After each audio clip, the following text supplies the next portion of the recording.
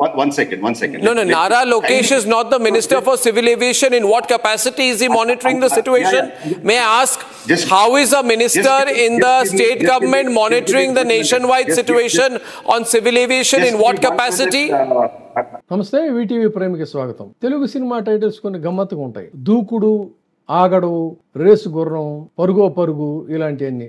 ఆ విధంగా ప్రస్తుతం ఆంధ్రప్రదేశ్ చంద్రబాబు నాయుడు గారి కుమారుడు నారా లోకేష్ యొక్క వేగాన్ని చూస్తే కూడా బహుశా ఈ టైటిల్స్ అన్ని కూడా చాలా యాప్ట్గా తనకి సరిపోతాయని చెప్పాలి. సో ఆ ఉత్సాహం లాంటిది, ఒకవైపు విజయోత్సాహంతో తిరుగులేనటువంటి దీంతో చేస్తున్నటువంటి వ్యవహారం ఆంధ్రప్రదేశ్లో జనాలందరూ కూడా గమనిస్తున్నారు. అది ఓకే, కాదంటలేదు. తను ఒక షాడో ముఖ్యమంత్రిగా, అతను డిప్యూటీ చీఫ్ మినిస్టర్ కూడా కాదు, కేవలం ఏంటంటే విద్యాశాఖతో పాటు ఇంకా మరికొన్ని శాఖలను మాత్రం అప్పచెప్పారు. కానీ ముఖ్యమంత్రి కుమారుడిగా, తనయుడిగా మామూలుగా అయితే గతంలో మీడియా అయితే రోజు ట్రోల్ చేసి విపరీతంగా విమర్శలు చేసి ఉండేవి, ఈ సన్ స్ట్రోకులు అని. ఎందుకంటే అప్పట్లో మీడియా అలా ఉండేది. కానీ ఇప్పుడు అంతా వాళ్ళ భజన మీడియానే కదా. ఆహా ఓహో అని చెప్పిన ఆయన వేగాన్ని మరింత జాకీలేసి లేపుతున్నటువంటి నేపథ్యంలో చాలా వేగంగా ప్రతి దాంట్లో కూడా వేలు పెడుతున్నాడు, కెలుకుతున్నాడు అని కూడా చెప్పచ్చు. సో ఇదంతా కూడా వాళ్ళు ఇష్టం ఉన్నా లేకపోయినా మినిస్టర్స్ వాళ్ళు కూడా భరిస్తున్నారు. అంతవరకు అయితే పర్వాలేదు. కానీ ఎల్లలు దాటితే, హద్దులు దాటితే ఉత్సాహం మంచిదే, కానీ అత్యుత్సాహమే లేనిపోయిన తలనొప్పులన్నీ కూడా తెస్తుంది. కానీ ఈయన పరిస్థితి చూస్తే చాలా అత్యుత్సాహంతో తను పార్టీ జాతీయ ప్రధాన కార్యదర్శి కాబట్టి మరి జాతీయ అంశాల్లో కూడా ఖచ్చితంగా తలదూర్చాల్సిందని చెప్పని అనుకున్నాడు ఏమో తెలియదు. కానీ జాతీయ అంశాల్లో కూడా ఎడాపెడా దూరటం మొదలుపెట్టారు. సరే, ఆ మోంధా తుఫాన్ ఏదో వచ్చింది, తండ్రి కొడుకులు ఇద్దరు కూడా కూర్చున్నారు, దాన్ని ఇడి తిప్పారని వాళ్ళ మీడియాలో ఏవో చెప్పాయి. అందులాంటి పనుల వరకు అయితే పర్వాలేదు. అదేవిధంగా ఆంధ్రప్రదేశ్లోని అనేక శాఖల్లో కూడా తను వేలు పెట్టి తనే ముఖ్యంగా సెంట్రిక్గా ఫోకస్డ్గా చేస్తున్నా కూడా పర్వాలేదు. కానీ మరి జాతీయ స్థాయి అంశాల్లో కూడా ఇంటర్ఫీర్ అయితే ఖచ్చితంగా వాళ్ళు నేషనల్ మీడియా ఊరుకోదు, వాయించేస్తారు కదా. నేషనల్ మీడియాని కూడా వీళ్ళు చాలా వరకు మేనేజ్ చేస్తున్నా కూడా మరి ఇంత అడ్డగోలుగా వాళ్ళు ఎదవరు కదా. ముఖ్యంగా ఆర్నాబ్ గోస్వామి విషయానికి వస్తే ఎన్డీఏకి పూర్తిగా సపోర్ట్గా ఉండేటువంటి జర్నలిస్ట్గా ముద్రపడినటువంటి ఆర్నాబ్ గోస్వామి గతంలో కూడా అంటే వీళ్ళిద్దరికీ కూడా వేవ్లెంగ్స్ బాగానే ఉన్నాయనేది కూడా ఒక కొన్ని ఇంటర్వ్యూలను బట్టి తెలుస్తూ ఉంది. అంటే లోకేష్ పట్ల సానుకూలంగానే కొన్ని విషయాల్లో మాట్లాడాడు. అయితే మరి ఎందుకు చిర్రెత్తుకొచ్చిందో, ఎక్కడ చిర్రెత్తుకొచ్చిందో తెలియదు. కానీ ఆర్నాబ్ గోస్వామికి మండింది. దాంతో ఏది ముఖ్యంగా ఈ విమానాల సమస్యకి సంబంధించి ఇష్యూ అనమాట. దాని మీద రిపబ్లిక్ టీవీలో ఆర్నాబ్ గోస్వామి ఒక డిబేటు స్టార్ట్ చేశాడు. థీమ్ ఏంటి అన్నట్లయితే ప్రాఫిటబుల్ బ్లాక్మెయిల్ ఎకానమీ అనేటువంటి ఒక టైటిల్ పెట్టి దాని మీద భారతదేశంలో ఇండియన్ ఎయిర్లైన్స్ సెక్టార్లో ఇండిగో, ఎయిర్ ఇండియా వీళ్ళ గందరగోళాలు, తర్వాత కేంద్రం పెట్టినటువంటి నిబంధనలు, పైలట్లకు సంబంధించి దానివల్ల వచ్చినటువంటి వీటన్నిటి మీద కూడా చర్చ జరుగుతూ ఉంటే ఇందులో టీడీపీకి సంబంధించి ఎప్పుడు రెగ్యులర్గా జాతీయ మీడియాలో ఉండేటువంటి ఒక ప్రతినిధి కూడా అందులో పాల్గొన్నాడు. ఇక అతన్ని ఫుల్గా ఆడుకున్నాడు ఒక రకంగానే చెప్పాలి. ఈ డిబేట్లో ఆర్నాబు టీడీపీ నాయకుడు లోకేష్ మీద చాలా తీవ్ర స్థాయిలో ధ్వజమెత్తాడు. ఆంధ్రప్రదేశ్ ఐటీ మంత్రిగా ఉండి జాతీయ స్థాయి ఎయిర్లైన్స్ సమస్య అనేది జాతీయ స్థాయి సమస్య. సో ఇండిగో ఫ్లైట్ల cancellations, air India safety issues, వీటన్నిటిలో ఈయనెవరు అసలు జోక్యం చేసుకోవడానికి, నీకు ఏ సంబంధం? నారా లోకేష్ ఎవరు అని ఆర్నాబ్ చాలా గట్టిగా ప్రశ్నించాడు. రాష్ట్ర మంత్రులు జాతీయ విషయాల్లో అనవసరంగా జోక్యం చేసుకోవటం వల్ల సమస్యలు మరింత తీవ్రమవుతుంటాయి తప్ప అసలు ఏం పని వీళ్ళకి అని చెప్పని అడిగాడు. అంతేకాకుండా సివిల్ ఏవియేషన్ మంత్రి రామ్మోహన్ నాయుడిని కూడా గట్టిగానే వాయించాడు. కానీ అసలు లోకేష్ మీదే ఎక్కువగా కాన్సన్ట్రేట్ చేశాడు.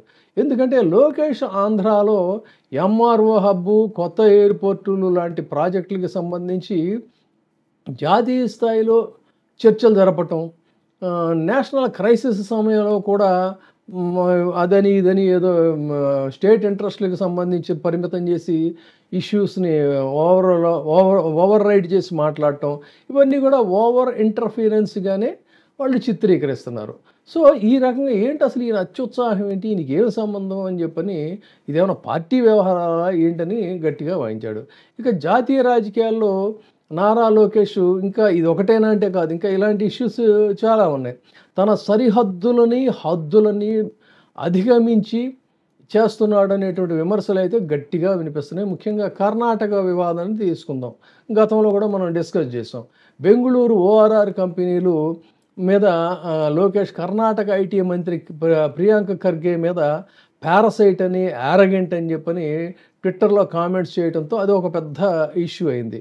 ఓఆర్ఆర్ ప్రాజెక్టులో ఏపీ కంపెనీలు పాల్గొనడం మీద కర్ణాటక ఏదో ఆందోళన ఎక్కువైపోయిందని, పోటీ పెరుగుతుందని ఇట్లా ఏదో అడ్డగోలుగా ట్విట్టర్లో చేయటం, దాని మీద వాళ్ళు గట్టిగా కౌంటర్ ఇవ్వటం, ఇది రెండు రాష్ట్రాల మధ్య బ్రో బ్యాటిల్గా మారిందని చెప్పని అంటాం. ఇదంతా కూడా లోకేష్ ఇంటర్ఫియరెన్స్ని గురించి చాలామంది చాలా రకాలుగా కామెంట్స్ చేశారు.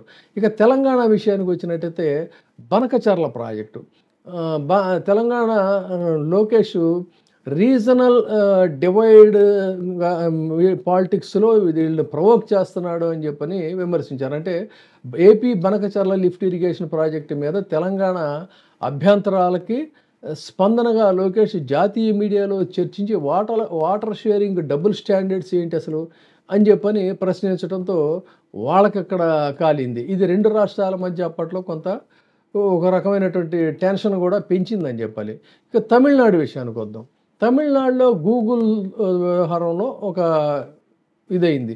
ఏంటి, అక్టోబర్లో గూగుల్ $15 మిలియన్ ఇన్వెస్ట్మెంట్ని ఏపీకి తీసుకురావడం గురించి తమిళనాడు నేతలకి వాళ్ళు ఇలా మాట్లాడారు అలా మాట్లాడారు అని చెప్పని వాళ్ళ యొక్క కామెంట్స్ మీద స్పందించాడు. అంటే మేమైతే బాబు భూములు ఇవ్వలేము, మా వల్ల కాదు, మా భూములు ఇది అది అని వాళ్ళు మాట్లాడితే దానికి కౌంటర్ అటాక్ ఇచ్చి అక్కడ కొంత విమర్శలు పాలయ్యాడు. ఇది ఒక పొలిటికల్ క్రిటిసిజం అనేది అక్కడ దాన్ని ఒక రకంగా ప్రమోట్ చేశారా అని చెప్పని అనిపించింది. సో ఈ రాష్ట్రాల్లో, ఈ సౌత్లో ఉన్న 3 రాష్ట్రాలు, అటు కర్ణాటక కానీ, తమిళనాడు కానీ, లేదంటే తెలంగాణ కానీ, ఈ 3 చోట్ల కూడా రకరకాల ఇష్యూస్లో కెలికాడు. ఇది ఇలా ఉంటే జాతీయ స్థాయిలో భాషా వివాదం విపరీతంగా ట్రోల్ చేశారు. గుర్తుండే ఉంటుంది, జూలైలో ఇండియా టుడేకి ఒక ఇంటర్వ్యూ ఇచ్చాడు. ఇండియా టుడే ఇంటర్వ్యూలో లోకేష్ నేషనల్ లాంగ్వేజ్గా హిందీ అనేసరికి విపరీతంగా దాన్ని ట్రోల్ చేశారు. అయ్యా అసలు ఏ భాష ఏంటి, దాని స్థాయి ఏంటి, దాని ఇదేంటి తెలుసుకొని మాట్లాడితే బాగుంటుంది తప్ప అనవసరంగా అడ్డగోలుగా మాట్లాడద్దు, ఇది తెలుగు మీడియా కాదు, మీరు ఏం మాట్లాడినా కూడా కవర్ చేయటానికని అప్పట్లో చాలా ఇదైంది. సో ఇదంతా కూడా ఓవర్ రీచింగ్ అని చెప్పని అప్పట్లో విమర్శించారు. సో ఇక జాతీయ రాజకీయాల్లో విషయానికి వచ్చేసరికి ఇండియా టుడే కాన్క్లేవ్ మార్చిలో 2025లో జరిగింది. ఆ కాన్క్లేవ్లో లోకేష్ డీలిమిటేషన్ ఇష్యూ మీద ఎన్డీఏకి కొన్ని సొల్యూషన్స్ ప్రతిపాదించేసరికి వాళ్ళంతా కూడా హతాశులైపోయారు.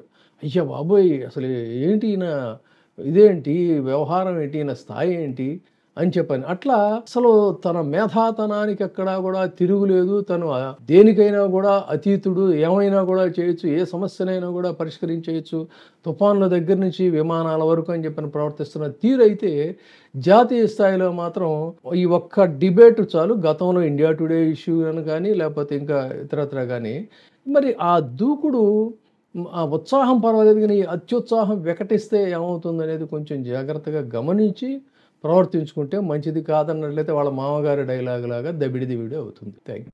ఇప్పుడే సబ్స్క్రైబ్ చేయండి, లైక్ చేయండి, షేర్ చేయండి. VTV ప్రైమ్, మీ ఉత్తమాభిరుచుల సమ్మేళనం.